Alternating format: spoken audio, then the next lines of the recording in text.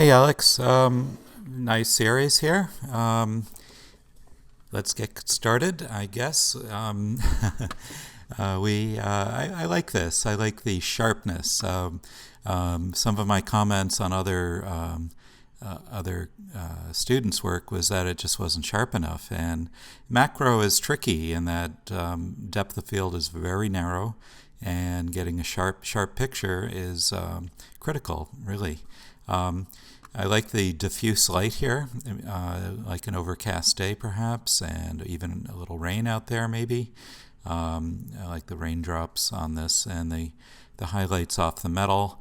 The tones are edited nicely. Um, they're just sitting here without much context, so like it's a setup, almost like an advertisement, and that leads me into the next really four pictures. Um, right, so this could be a setup for a jewelry ad or selling some items on eBay. Rather than fine art, so to speak, it's more descriptive of the object rather than abstract. I think the one weakness of this is here's your focal point, is the diamond right here, and yet the focus is way back here at the back, so this ought to be in focus right there. This one is sharp and in focus where it ought to be, and the setup looks good. Generally, I don't like blowouts, meaning, taking the light tones and blowing them out to pure white like this, losing this detail. But it's okay, it works. As I said, it's more like advertising photography. But I'm impressed that you're in close and that it's sharp, so that's a good thing. Same here with these two guys. These are more like, again, an ad for eBay or advertisement for the Thomas the Trains.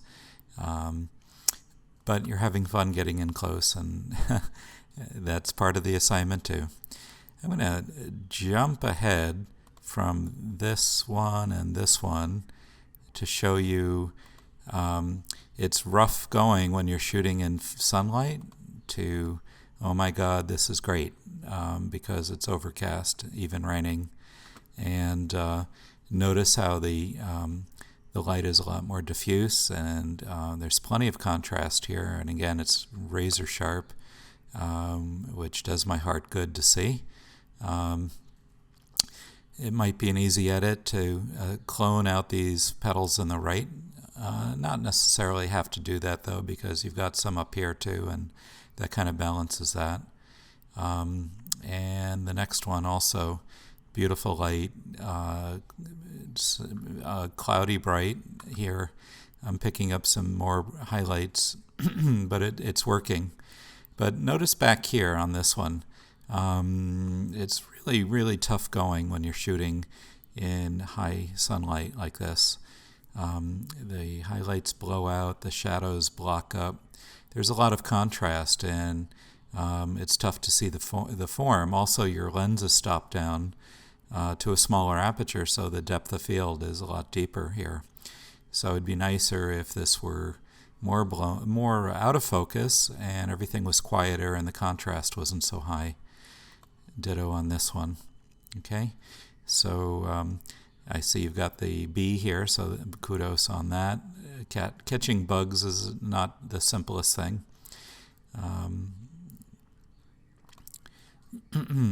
With the open blue sky, also things tend to go blue. See how there's blue in this red here. So I might even copy that and show you that in Photoshop. Let's come bring that in here. So we're going to click New and Clipboard, Create, and then Paste, Edit, Paste, or Control V. And here's our history, get that out of the way. Control B is a shortcut for color balance, or Image, Adjustment, Color Balance. And I'm going to take out excess blue and cyan, so I'm going to dial this towards the yellow, dial this towards the red, dial this more towards the yellow, and sometimes there are crossovers in here that we could get out most of the blue, but it's still evident right here. My next move might be to desaturate a little bit. Not too far. So this one is getting better. We still have this blue right here. So if I was really going to spend time with this, I would make a selection through here and then selectively desaturate. Another kind of interesting tool is the sponge tool. That's right over here under the burn and dodge tool. And what this does is it saturates up here or desaturates. And so I'm going to desaturate some of that. But the problem here again is it's going to go gray on me instead of red. So Control Z, all that. And sort of basically I'm left with selections. And then I would select the outside and darken it a little bit. It's a tough one. It's a tough one because of the bright light again. This one I would lighten this up. I'm thrilled that it's sharp again. Tough going with the outside, a little bright again. But I like that you're in close and filling the frame and that it's nice and sharp. See again blue instead of red from the blue open sky. Here's another tip. You can set a custom white balance if you're having trouble, and you can go into the menu settings on your camera. There is even one for a custom white balance where you can take a picture of a white piece of paper and it'll perfectly set a perfect color balance. The ultimate thing to be doing though is this looks like a DSLR and you want to be shooting in RAW for this class, RAW. It's a menu setting under the quality of the quality settings under the camera, and you set it to RAW, and then when you open in Photoshop, it has far more control over what happens when you open this up. There's an eyedropper in there for gray balance, and then you use that and you click on something that's gray and it nails down color balance in a nice way. It also gets you control over these highlights, so you can quiet down all your hot highlights. So think about RAW. This one is not quite as sharp as the others, but at least it's quieter. This is lovely. Okay. Probably I'd bring a little more light into here and vignette the outside a little bit.